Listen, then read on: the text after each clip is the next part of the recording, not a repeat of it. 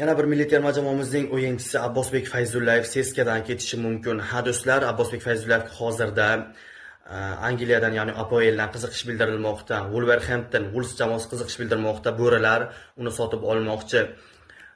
Uning ajoyib o'yinlari, milliy terma jamoadagi ajoyib o'yinlari, Qatarga qarshi o'yindagi, arablarga qarshi o'yindagi harakatlaridan keyin va Seskadagi ajoyib mavsumidan keyin Wolves uni qo'lga kiritmoqchi va murabbiylar shtabi, terma jamoaning, ya'ni Wolvesning murabbiylar shtabi tepadagilarga bir qog'oz bergan. O'sha qog'ozda short listda mana bunaqa yozuv bor.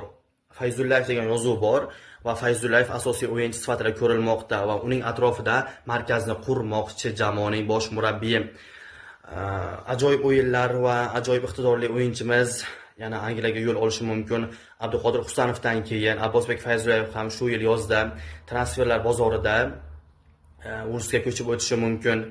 Bu haqda transferlarda ham mish-mishlar bor va bu tobora aniqlashib bormoqda.